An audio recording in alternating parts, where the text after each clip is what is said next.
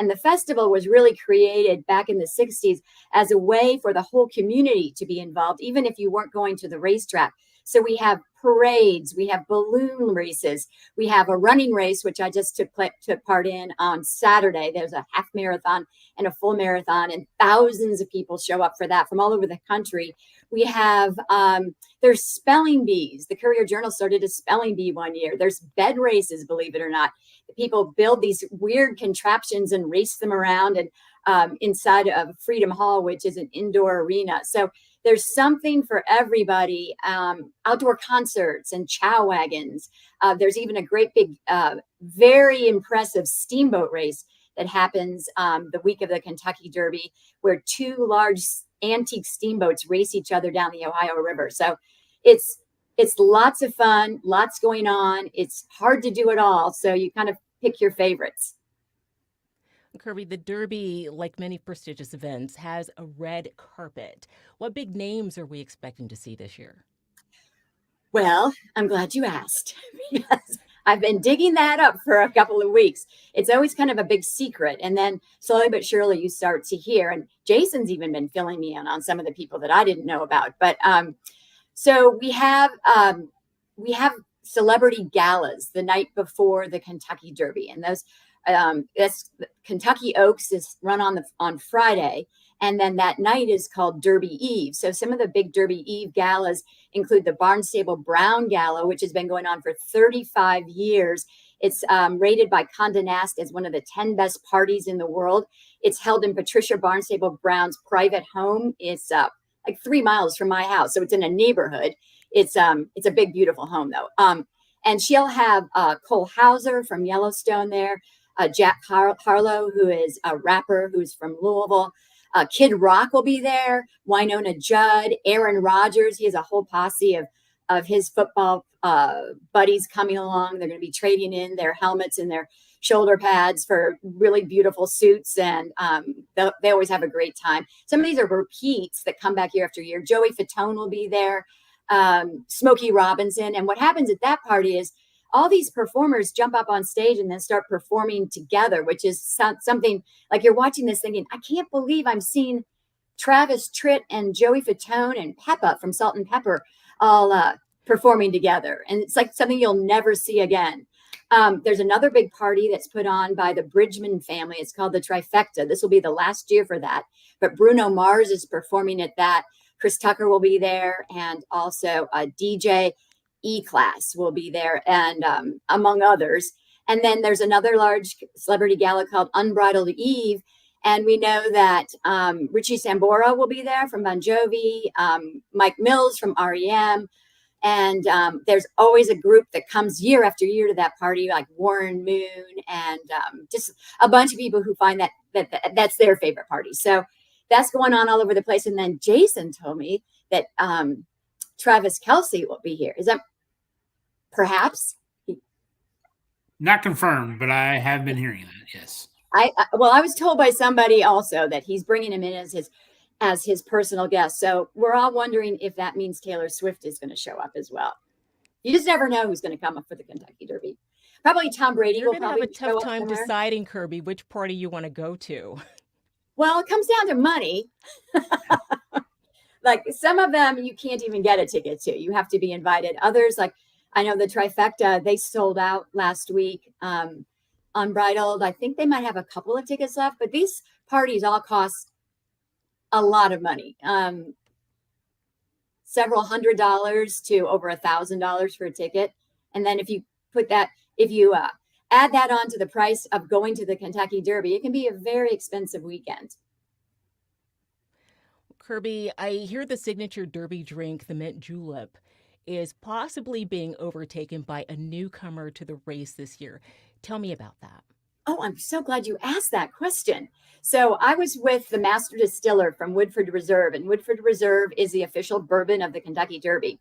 Her name is Elizabeth McCall, and she was telling me that last year the Woodford Reserve Spire almost overtook the Kentucky Derby favorite, which is the mint julep.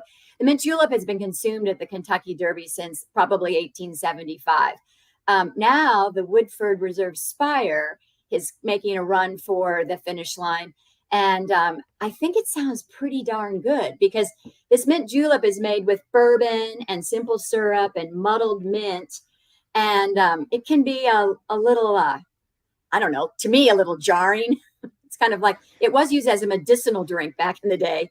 The Woodford Spire is made with lemonade, cranberry juice, mint, and bourbon. And both of them have lots and lots of ice. So that just sounds a little more refreshing. And I think if the rain stays away at the track on Saturday, then maybe that Woodford Spire will be the drink to consume, but responsibly. Other than the Woodford Fires or Spire, what are you most looking forward to at this year's Derby, Kirby?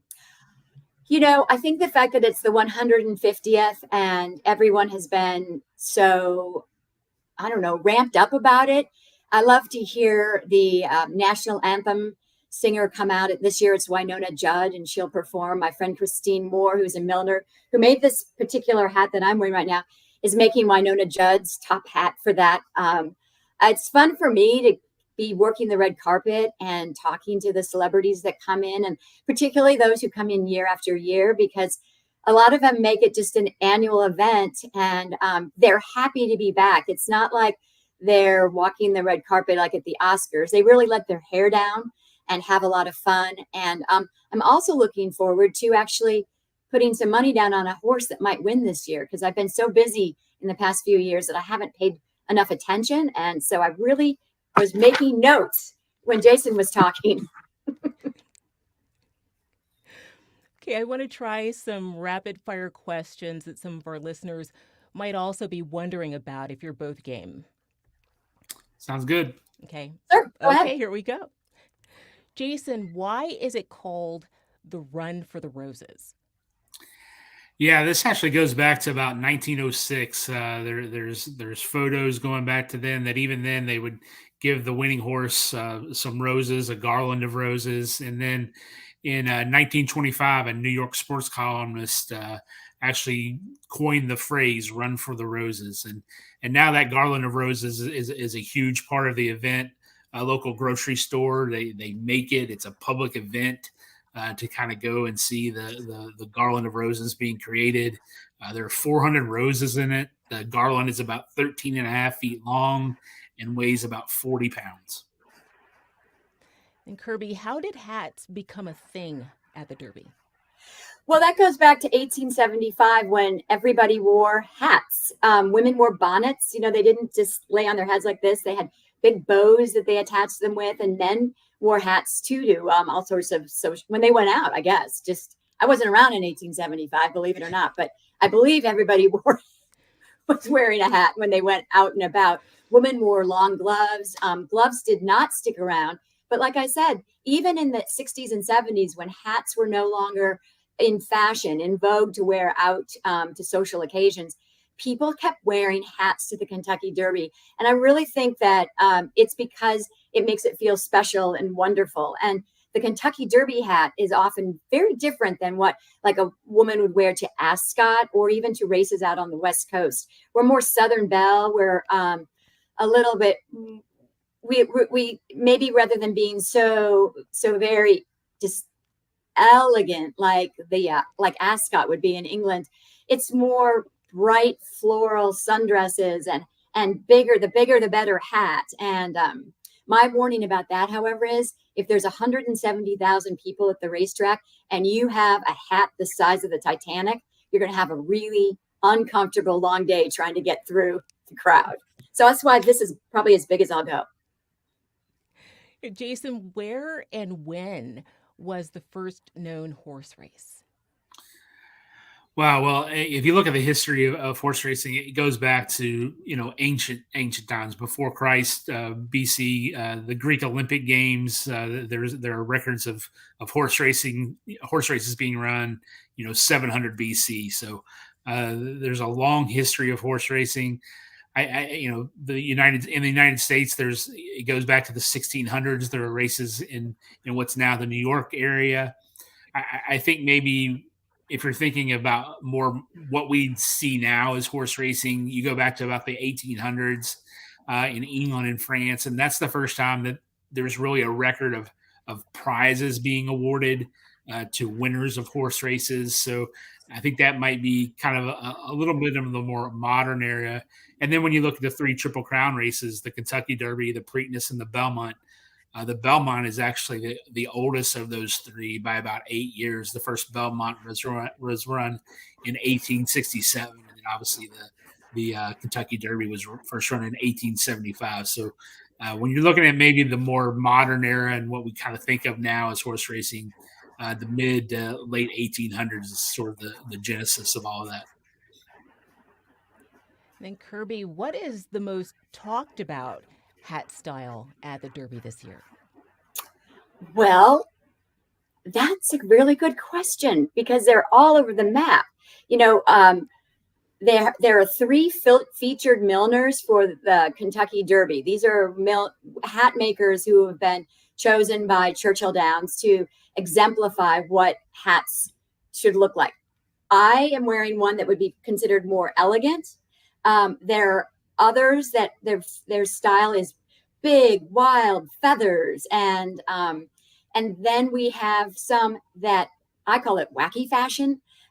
People who come in hats that are made with, like a track going around them with a horse that they can remotely control. It's like, so it's all over the map what people wear. But I do think the most important piece of advice for anybody going to the Kentucky Oaks or the Kentucky Derby is to wear what makes you feel fabulous and wear what makes you feel like fun, because that's what it is.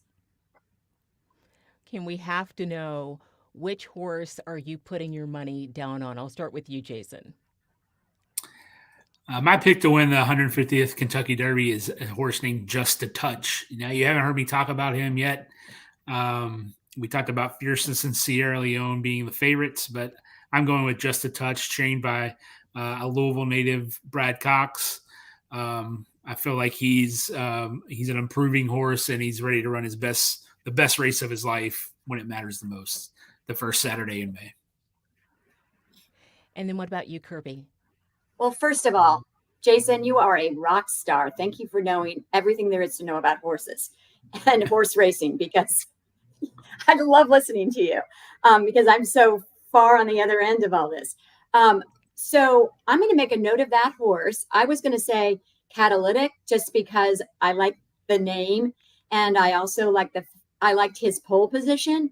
But then listening to you talking about Sierra Leone, I love a horse that runs from the back because that's an exciting horse race to me. So maybe I'll put Sierra Leone, Catalytic, and Just a Touch in a box and hope that brings in the big money and I can get a new car or a fancy hat for next year.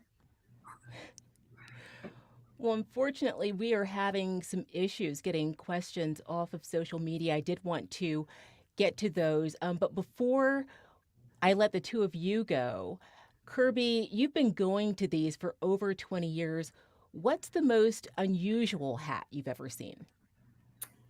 Well, the second year I went, and I moved here from Seattle, so I didn't really know much about Derby fashion or anything about the Kentucky Derby.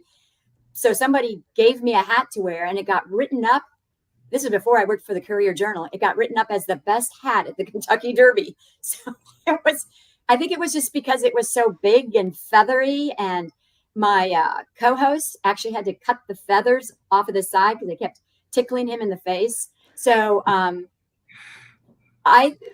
loved that hat because it sort of talked as I walked along. But other people have had much bigger, much more impressive hats since then, since I've been doing this for 20 years. But yeah, I would just say,